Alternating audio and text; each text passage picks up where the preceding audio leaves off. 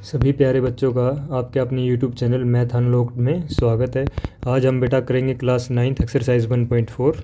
Chapter का नाम है नंबर सिस्टम, न्यू सिलेबस। ठीक है, तो सबसे पहला क्वेश्चन है identify the rational and irrational number, परिमेय व अपरिमेय संख्या को पहचाने। बेटा हिंदी मीडियम वाले और इंग्लिश मीडियम वाले दोनों बच्चों के लिए सेम वीडियो रहेगी, क्योंकि इसमें कोई स्टेटमेंट नहीं है कि हमें भाई हिंदी में समझना पड़ेगा। बस सिर्फ स्टेटमेंट में एक ही डिफरेंस है, रैशनल एंड इरेशनल नंबर मतलब परिमेय और अपरिमेय संख्या को पहचानना है, वो मैंने आपके लिख दिया। बाकी समझने के लिए तो बेटा दोनों के लिए बराबर है, तो दोनों बच्चे जो है वीडियो में बने रहे और वीडियो को पूरा देखें। तो सबसे पहला क्वेश्चन है 2 - √5 रैशनल है या इरेशनल है, हमें आइडेंटिफाई करना है। ठीक है, तो सबसे पहले हम ये देखेंगे कि जो इसमें जो √5 है वो क्या है बेटा। √5 होता है इरेशनल नंबर। क्यों? क्योंकि 5 किसी का स्क्वायर नहीं होता। ठीक है, और जब इरेशनल नंबर किसी भी नंबर के साथ जुड़ा हुआ है, माइनस या प्लस से, मल्टीप्लाई से, डिवाइड से, कोई फ़र्क नहीं पड़ता, तो वो क्या हो जाता है बेटा, इरेशनल नंबर। ठीक है, तो हम इसको लिख सकते हैं, ये क्या है बेटा, एक इरेशनल नंबर है, इरेशनल नंबर। इसी तरह आप सेकंड क्वेश्चन में आप आओगे तो 3 + √23 - √23। तो हम सबसे पहले इसमें क्या करेंगे बेटा, इसकी ब्रैकेट को ओपन करेंगे। अब हमने क्या देखा कि भाई √23 और √23 बिल्कुल सेम है और अपोजिट साइन है। जब अपोजिट साइन में नंबर सेम है तो बेटा ये कैंसिल आउट हो जाते हैं, हमारा बचेगा 3। और 3 क्या है बेटा, एक 3 है बेटा एक रैशनल नंबर। ठीक है, ये हो जाएगा एक रैशनल नंबर। अब आते हैं बेटा क्वेश्चन नंबर 3 में। इसमें क्या है बेटा, √7 और √7 ऊपर नीचे दोनों में है तो ये इरेशनल नंबर, बट बेटा ये न्यूमिनेटर में भी है और डिनोमिनेटर में भी है। ठीक है, तो ये कैंसिल आउट हो जाएगा। जब ऊपर नीचे कोई नंबर सेम होता है तो मतलब बेटा वो क्या है, आपस में डिवाइड है, और मल्टीप्लाई में है तो हम इसको कैंसिल कर सकते हैं। तो आपका बचेगा 2/7। 2/7 भी क्या है बेटा, एक रैशनल नंबर है। ये भी क्या है बेटा, एक रैशनल नंबर है। इसी तरह बेटा 1/√2 है। √2 क्या है, √2 क्या है बेटा, ये एक इरेशनल नंबर है, क्योंकि 2 किसी का स्क्वायर होता नहीं है, तो इसको भी हम क्या लिख सकते हैं बेटा, इरेशनल नंबर। इसका हम रैशनलाइजेशन भी कर सकते हैं, फिर भी ये एक इरेशनल नंबर ही आएगा। हम आगे रैशनलाइजेशन करना सीखेंगे, तो इसको मैं लिख देता हूँ बेटा इरेशनल नंबर। जो भी नया बच्चा इस वीडियो से जुड़ा हुआ है तो वीडियो को सब्सक्राइब कर लेना। पूरे क्लास 9th का प्रत्येक चैप्टर की आपको वीडियो डलेगी और बहुत ही अच्छे से आपको समझाया जाएगा। एक्स्ट्रा क्वेश्चन भी करवाए जाएंगे, प्रीवियस ईयर क्वेश्चन भी करवाए जाएंगे, मिड टर्म के जो एग्ज़ाम होंगे वो भी कराए जाएंगे। ठीक है, मेंटल मैथ भी आपको कराया जाएगा। दिल्ली गवर्नमेंट से जो सपोर्ट मटेरियल मिलता है उसकी भी वीडियो डाली जाएंगी। तो आप चैनल पे हमेशा बने रहिए और चैनल को सब्सक्राइब करके रखिए। अब है बेटा 2π। अब पाई क्या है, हमने पिछली वीडियोस में पढ़ा था, पाई बेटा एक इरेशनल नंबर होता है, और इसमें मैंने आपको बताया था पाई किसी भी नंबर के साथ अगर जुड़ा है, माइनस प्लस मल्टीप्लाई डिवाइड से, तो वो इरेशनल नंबर ही होगा। तो हम इसको बोल देंगे बेटा ये क्या है, एक इरेशनल नंबर है, इरेशनल नंबर। तो इस तरह से बेटा आपका फर्स्ट क्वेश्चन कंप्लीट हो जाता है। ठीक है, इसमें MCQ आ सकता है ये। ठीक है, एक नंबर का। अब आ जाओ बेटा आप सेकंड क्वेश्चन में। सेकंड क्वेश्चन कह रहा है simplify each of the following expression, प्रत्येक व्यंजक को सरल कीजिए। जो आपको ये एक्सप्रेशन दिया गया है इसको सोल्व करना है आपको। ठीक है, तो इसको सोल्व करने का तरीका क्या है बेटा, देखो 2 ब्रैकेट आपको दिख रही है, एक ब्रैकेट का पेयर ये है बेटा और एक दूसरी ब्रैकेट का पेयर ये है। ठीक है, और जब भी 2 ब्रैकेट के बीच में कोई निशान ना हो तो आप हमेशा क्या मानते हैं बेटा, वहाँ पे मल्टीप्लाई। ठीक है, हमेशा आपको मल्टीप्लाई मानना है। अब हमें इस पूरे नंबर को इस नंबर से मल्टीप्लाई करना है, क्योंकि ये क्या है, ब्रैकेट में है। ठीक है, तो क्या करेंगे बेटा, सबसे पहले हम इस 3 को 2 से मल्टीप्लाई करेंगे। एरो बना के मैं आपको दिखा रहा हूँ ताकि आपको अच्छे से समझ में आ जाए। आप एरो अगर फाइनल एग्ज़ाम में कर रहे हो तो एरो चाहे मत लगाना, कोई दिक्कत नहीं है, बट इससे क्या है बेटा, आपकी जो विजुअलाइजेशन है वो बढ़ेगी और आपको अच्छे से समझ में आएगा। तो 3 को करूँगा 2 से तो आ जाएगा बेटा 6, उसके बाद प्लस का निशान। अब इस 3 को बेटा √2 से भी करना पड़ेगा, क्योंकि ये तो पूरा ब्रैकेट में है ना, इस 3 को दोनों से करेंगे। अब ये 3 जब √2 से मल्टीप्लाई होगा तो बेटा आ जाएगा 3√2। ठीक है, क्योंकि क्यों, ये तो अंडर रूट में है और ये सिंपल नंबर है। ठीक है, तो हम इसको इसी तरह लिखते हैं 3√2। अब इसको हमने दोनों से कर दिया, अब बारी है बेटा इसकी √3 की। अब इस √3 को 2 से करेंगे, तब √3 2 लिखो या 2√3 लिखो, ठीक है, एक ही बात है। हम पहले नंबर लिखते हैं, बाद में अंडर रूट लगाते हैं, जो भी अंडर रूट में हमारे पास नंबर है। अब √3 को हमें √2 से मल्टीप्लाई करना है, ठीक है। जब रूट के अंदर कोई नंबर है तो उस नंबर को हम डायरेक्ट मल्टीप्लाई कर देंगे, स्क्वायर रूट लगा के, 3 2 6 हो जाएगा ये, ठीक है। अब ये सारे जो जितनी भी टर्म है बेटा ये सारी अलग अलग हैं, सारे नंबर अलग अलग हैं, कोई किसी से नहीं जुड़ सकता, ठीक है। तो हम इसको इतना ही छोड़ देंगे, ये आपका आंसर हो जाएगा। अब आ जाओ बेटा क्वेश्चन नंबर 2 में। अब इसमें जो है बेटा एक आइडेंटिटी लगेगी जो आपके चैप्टर 2 में आएगी, ठीक है। वो आइडेंटिटी क्या है, a + b a - b, ठीक है। ये क्या होती है बेटा, इसको बोलते हैं हम a² - b², ठीक है। अब a क्या है बेटा 3, b क्या है √3, a क्या है 3 और b क्या है √3। अब इसमें ये आइडेंटिटी क्यों लगी, क्योंकि इसमें जो नंबर है बेटा वो सेम है, ठीक है, बस सिर्फ निशान का फ़र्क है, नंबर सेम होते हैं तो ये आइडेंटिटी लगती है a + b a - b वाली।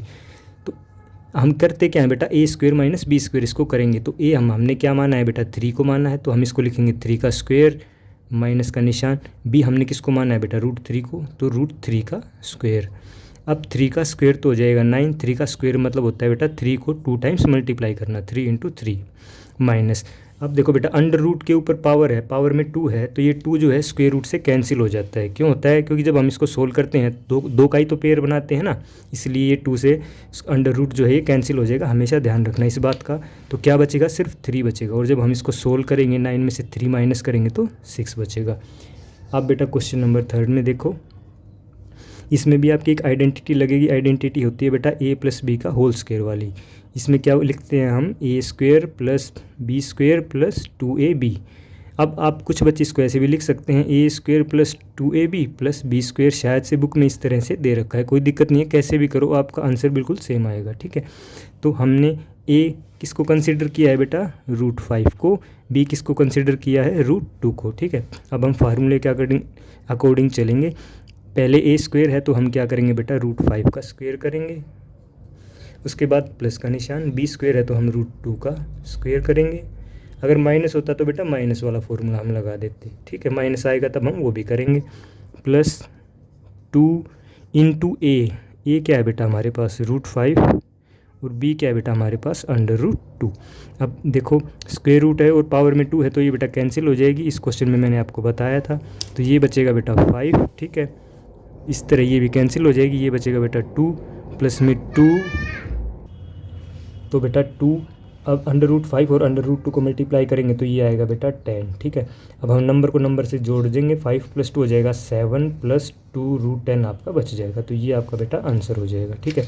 अब आ जाओ क्वेश्चन नंबर 4 में। क्वेश्चन नंबर 4 क्या कह रहा है बेटा, देखो ये रहा, इसमें भी यही आइडेंटिटी लगेगी a + b a - b वाली, देखो a - b a + b। अब ये माइनस वाला पहले लिखा हुआ है, कोई दिक्कत नहीं है, एक ही बात है, ठीक है, a - b a + b, identity बेटा यही रहेगी a² - b²। तो a हमने क्या माना है बेटा √5 दे रखा है, ठीक है, माइनस b क्या है बेटा √2, तो इसका भी हम स्क्वायर कर देंगे। अब क्या होगा, ये स्क्वायर जो है इस स्क्वायर रूट को कैंसिल कर देगा, यहाँ बचेगा 5 और इसी तरह ये भी कैंसिल होकर यहाँ बचेगा 2। 5 में से हम 2 को माइनस करेंगे तो बेटा अपना आंसर आएगा 3, ठीक है।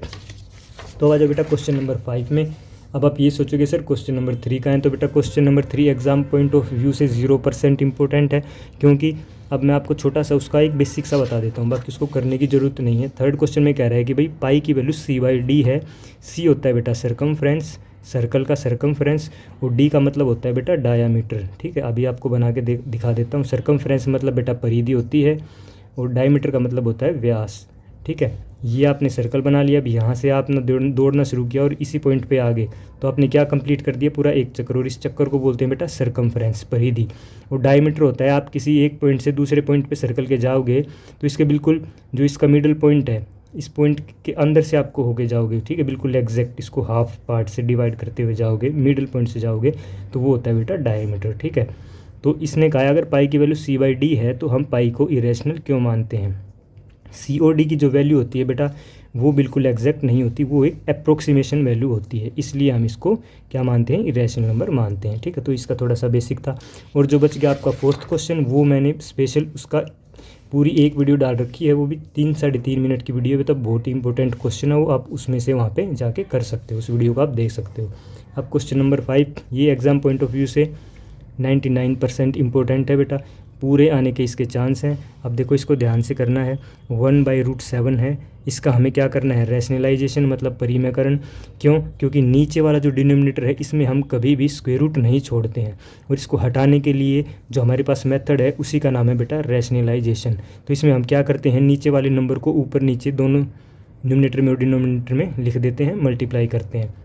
अब आप 1 को √7 से मल्टीप्लाई करोगे तो √7 ही आएगा, इसको और इसको मल्टीप्लाई करोगे तो बेटा आएगा √49। ठीक है, अब 49 का स्क्वायर क्या होता है, 7 होता है। तो हमारा 49 देखो √49 है ना, ये इसको मैं क्या लिख सकता हूँ, √7 × 7 लिख सकता हूँ। अब देखो ये पेयर बन जाएगा। ठीक है, अब ये पेयर बना तो पेयर को हम 7 बाहर निकालेंगे, मतलब स्क्वायर रूट का जो 49 का जो स्क्वायर रूट है वो 7 आता है, तो ये सोल्व हो सकता है। तो इसलिए हमने इसको √49 की जगह 7 लिख दिया, तो ये आपका आंसर हो जाएगा। अब आ जाओ इसमें बेटा, अब ये है √7 माइनस √6, इसमें भी आपको क्या करना है, ऊपर नीचे इसी नंबर से आपको मल्टीप्लाई करना है।